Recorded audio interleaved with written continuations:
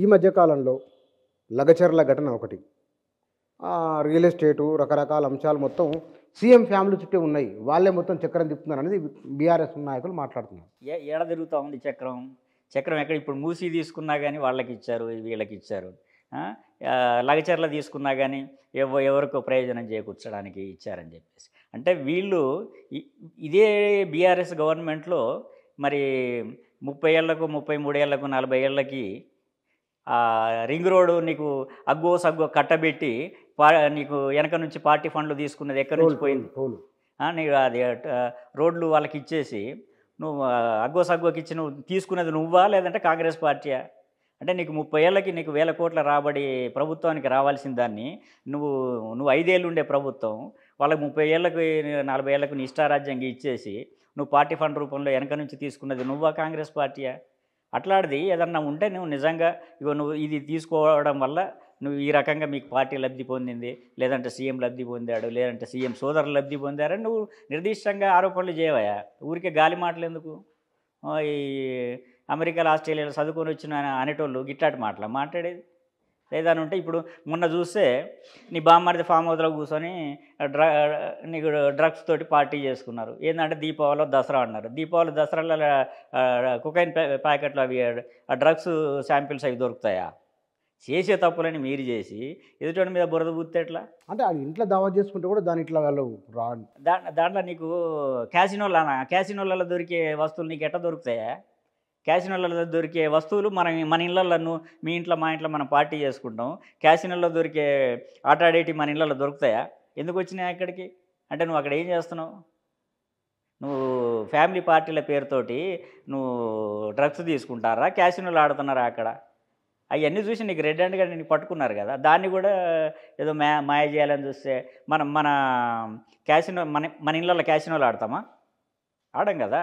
కానీ కాంగ్రెస్ వచ్చిన తర్వాత విజిబిలిటీగా ఇది బాగుంది, పూర్వానికంటే ఇది భిన్నము అని ఒక 3 చెప్పండి. ప్రజాస్వామికంగా ఉంది, ప్రజలకు ప్రభుత్వానికి యాక్సెస్ ఉంది. ఏదన్నా చెప్పుకోవడానికైనా ఇప్పుడు ప్రజలు కానీ ప్రజాప్రతినిధులు కానీ అది వాళ్ళు ఏ పార్టీ వాళ్ళైనా కావచ్చు, నీకు ప్రభుత్వం దృష్టికి తీసుకుపోవాలంటే ఇప్పుడు ప్రజాప్రతినిధులకి కమ్యూనికేషన్ ఉండాలి, వీళ్ళకి ప్రభుత్వానికి కమ్యూనికేషన్ ఉండాలి. ఆ కమ్యూనికేషన్ ఇప్పుడు ఉంది. ఏ పార్టీ వాళ్ళైనా సరే ఇప్పుడు ప్రభుత్వానికి పోయి ఏ ఎమ్మెల్యే కావచ్చు, మంత్రి కావచ్చు, ప్రభుత్వంలో ముఖ్యమంత్రి కావచ్చు, రోజు ఎంతోమందిని కలుస్తున్నారు. ఇప్పుడు నా బోటోళ్ళు మీ బోటోళ్ళు కూడా మనం ఎప్పుడంటే అపాయింట్మెంట్ తీసుకొని వెళ్ళిపోయి ఏ మంత్రినైనా ఎవరినైనా కలిసే అవకాశం ఇప్పుడు ఉన్నది. మనం ఎందుకు కలుస్తాం? ఎవరినైనా ఏదైనా సమస్య ఉంటే కలుస్తాం. అట్లా ఇవాళ ఆ యాక్సెస్ ఒకటి దొరికింది. డెమోక్రటిక్గా ఉంది. అంటే అణచివేత ఏదన్నా చిన్న మీటింగ్ పెట్టుకుందామంటే గతంలో చూసాం మనం. హౌస్ మీటింగ్లకు కూడా వాళ్ళు పెట్టుకొని సందర్భాలు ఉన్నాయి. హౌస్ మీటింగ్లు పెట్టుకుంటే కూడా అరెస్ట్ చేసిన సందర్భాలు ఉన్నాయి. ఇప్పుడు కనీసం మినిమం డెమోక్రటిక్గా వ్యవహరిస్తూ ఉంది ఈ గవర్నమెంట్ అని చెప్పి నాకు అనిపిస్తోంది. ఎక్కడ ఏ మీటింగ్ను మరీ అంత దుర్మార్గంగా మీటింగులే పెట్టుకోవద్దనే పరిస్థితి అయితే ఇప్పుడు లేదు. అట్లాగే పాలన వైపు వస్తే నీకు మొన్న ఎంబ్లమ్ ఏదో మార్చారు, లోగో మార్చారు, ప్లస్ రాష్ట్ర గీతాన్ని ప్రకటించారు.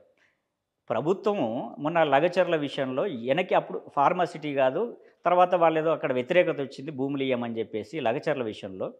తర్వాత దాన్ని ఫార్మాసిటీ కాదు పారిశ్రామిక కారిడార్గా మారుస్తానని చెప్పేసి ఆయన చెప్పాడు. అంటే దాన్ని వీళ్ళు చూడు ఇది మా విజయం మా సక్సెస్ అని చెప్పేసి బీఆర్ఎస్ డబ్బా కొట్టుకుంటా ఉంది. దాన్ని మీ విజయం కాదయ్యా. ఇప్పుడు గవర్నమెంట్ అనేది ప్రజాస్వామికంగా ప్రజల ఆలోచనలకు అనుగుణంగా లేదంటే వాళ్ళ అభిష్టానికి అనుగుణంగా తన అభిప్రాయాన్ని మార్చుకుంటే దాన్ని అభినందించాలి. అంతే తప్పితే వెనక్కి తగ్గిందని అనకూడదు. నీ జీవితంలో మీ 10 ఏళ్ల పాలనలలో ఏ రోజన్నా ప్రజల అభిష్టానికి మీరు గౌరవం ఇచ్చిండ్రా? ఇవ్వలేదు కదా. అంటే మీరు పోయిందే పోకడ, మీరు చేసిందే శాసనం అన్నట్టుగా మీ 10 ఏళ్ల పాలన సాగింది. ఇవాళ 1-2 విషయాలల్లో ప్రభుత్వం వెనక్కి తగ్గితే దాన్ని ప్రజలకు వాళ్ళు ఇచ్చే గౌరవం అనుకోవాలి. మొన్న ఈ కులగణన విషయంలో కూడా వీళ్ళు ఇంకా కొంతమంది కొన్ని వర్గాలు కావచ్చు, కొన్ని కుల సంఘాలు కావచ్చు ఇంకా పూర్తిగా చేయలేదు, ఇంకా కొంత చేయాల్సిన అవసరం ఉంది అని అంటే మళ్ళీ రీసర్వే చేద్దామని చెప్పారు. దాన్ని ఆహ్వానించాలి మనం. దాన్ని కూడా మనం విమర్శిస్తే అది చాలా కుచితంగా ఆలోచించినట్టు అవుతుంది. వెనక్కి తగ్గటం కాదు, అది ప్రజల అభిష్టాన్ని గౌరవించటంగా తీసుకోవాలి మనం. ఎందుకంటే నువ్వు ప్రజలు ఎన్నుకున్న పాలకులు ప్రజల అభిష్టాన్ని ఇప్పుడు ప్రజలకు చెప్తారా ఎవరు సర్వాంతర్యామి కాదు ఇక్కడ, ఎవరు పైనుంచి ఊడిపడలేదు, వాళ్ళు మనుషులే, అధికారంలో ఉన్న వాళ్ళు కూడా మనుషులే. ఒక సందర్భంలో వాళ్ళు ఒకటి చేయాలనుకుంటారు, ఒక మంచి పని చేయాలనుకుంటే దాంట్లో ఏదో అవరోధాలు వస్తాయి, లేదంటే ఒకటి అనుకున్న పని సంపూర్ణంగా కాకపోవచ్చు. మళ్ళీ వెనక్కి వచ్చి దాన్ని సరిదిద్దుకునే ప్రయత్నం చేస్తే దాన్ని ఆహ్వానించాలి, కానీ దాన్ని కూడా విమర్శిస్తారేంటి వీళ్ళు? అంటే ఇక్కడ ఈ ప్రభుత్వం వచ్చిన తర్వాత గత ప్రభుత్వము ఒక కాళేశ్వరము, పాలమూరు రంగారెడ్డి, లేదా అనుకున్న ఒక సచివాలయము, ఏదో ఒక నిర్మాణం జరిగింది. ఈ ఏడాదిన్నర కాలంలో వీళ్ళు చేసింది ఏముంది? ఒకటి కనబడాలి కదా అనేది ఒకటి ఉంది మరి బయట. అభివృద్ధి అంటే బంగ్లాలు కాదు, ప్రజల జీవన ప్రమాణాలు పెరగటం. దానికోసం కృషి చేయాలి తప్పితే 4 బంగ్లాలు కడితే ఎప్పుడు అభివృద్ధి కాదు. ఇప్పుడు వాళ్ళు ఉన్న 10 ఏళ్లలో కొన్ని ఫ్లైఓవర్లు వచ్చినాయి, కాళేశ్వరం వచ్చింది, మేడిగడ్డ వచ్చింది, ఈ సెక్రటేరియట్ కూడా వచ్చింది. ఆ వచ్చిన సెక్రటేరియట్ కూడా పెచ్చులుడిపోయి కింద పడుతుంది. అంటే వాళ్ళు చేసిన ప్రతి దాంట్లో కూడా వాళ్ళు స్వార్థం చూసుకున్నారు. దానికోసం ప్రాజెక్టులు డిజైన్ చేశారు, రీడిజైన్లు కూడా చేశారు. అంటే వాళ్ళు ఇప్పుడు ఏదైతే మేము చేసామని చెప్పుకుంటున్నారో ఇవాళ వాటి వల్ల ప్రజలకు ఒరిగిందెంత, పారిన నీళ్ళు ఎంత, జరిగిన అవినీతి ఎంత. మనం ఆ రకంగా చూసుకుంటే నువ్వు ప్రజల కోణంలో వాళ్ళ ప్రాజెక్టులు కట్టలేదు. ఇప్పుడు వీళ్ళు కట్టాలనంటే ఇప్పుడు వీళ్ళు వస్తున్నది కూడా ఇప్పుడు కంప్లీట్గా ఒక 4 సిటీ అనేది డెవలప్ అవుతూ ఉంది. 15 నెలలు అది కాదు కదా. వీళ్ళ ఫలితాలు మనం ఇప్పుడుగా చూడాల్సింది, 5 ఏళ్ళ తర్వాత చూడాలి, లేదంటే ఇంకో టర్మ్ వస్తే 10 ఏళ్ళకు చూడాలి. ఇప్పుడు వాళ్ళు చేసిన నిర్మాణాలు కూడా 15 నెలల్లో ఏది చేయలేదు కదా, వాళ్ళకు 10 ఏళ్ళు పట్టింది కదా. కాబట్టి మాది అది చూడు ఇది చూడు అంటే హైటెక్ సిటీ కూడా చంద్రబాబు నాయుడు గారు 1 రోజులో 2 రోజులలో చేయలేదు, అది కూడా కొన్ని సంవత్సరాలు పట్టింది. వీళ్ళు వచ్చింది పాలన మొన్ననే 15 నెలలైంది. 15 నెలల్లో మనం అద్భుతాలేమో ఆశించలేము. అది వట్టిపోయిన ఖజానాను పట్టుకొని వాళ్ళు ఇట్లాంటి గవర్నమెంట్ని నడిపించడమే గగనమైన పరిస్థితులలో ఇప్పుడు ఇంకా ప్రాజెక్టులు ఏవి అవేవి ఇవి ఈ టైంలో అడగటం అనేది కరెక్ట్ కాదు.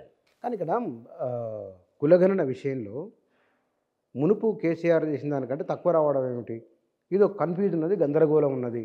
ఇప్పుడు గందరగోళం అంటే ఆయన ఏ ప్రాతిపదిక మీద సర్వే చేయించాడు, అదేమన్నా అధికారికమైన డాక్యుమెంటా, అది అసెంబ్లీలో పెట్టిండా దాన్ని? ఎక్కడ పెట్టకుండా ఆయన చేసిన అది ఆ సర్వే అనేది కేవలం ఎంతమంది ఏ కులం వాళ్ళు ఓటర్లు ఉన్నారు, ఆయనకు ఎవరికి ఏ ప్రయోజనాలు ఇస్తే ఆ ఓటు బ్యాంకు నాకు నిలబడుతుందనే కోణంలో చేశాడు తప్పితే దాన్ని ఎప్పుడు బయట పెట్టడం కానీ, లేదు ఇగో చేసిన తర్వాత ఇగో ఇది అధికారిక లెక్కలు ఇట్లా వచ్చినాయని చెప్పడం కానీ ఎప్పుడూ జరగలే. కాబట్టి దానికి మనం కంపేర్ చేసుకొని ఇది తగ్గిందా పెరిగిందా అని మనం చూడలేము. ఇది కూడా దాదాపుగా నేను ఇంట్లో ఉన్న నేను సర్వే లెక్కలు ఇచ్చాను, అందరూ ఊరు సర్వే చేశారు. ఎక్కడన్నా కొన్ని మిస్ అయితే కావచ్చు, నేను కాదనట్లా. కానీ అది కరెక్ట్ అని చెప్పడానికి దాన్ని నువ్వు కంపేర్ చేయడానికి కూడా నువ్వు అది అధికారిక డాక్యుమెంట్ కాదు కదా, నువ్వు అది తప్పుల తడకే కదా.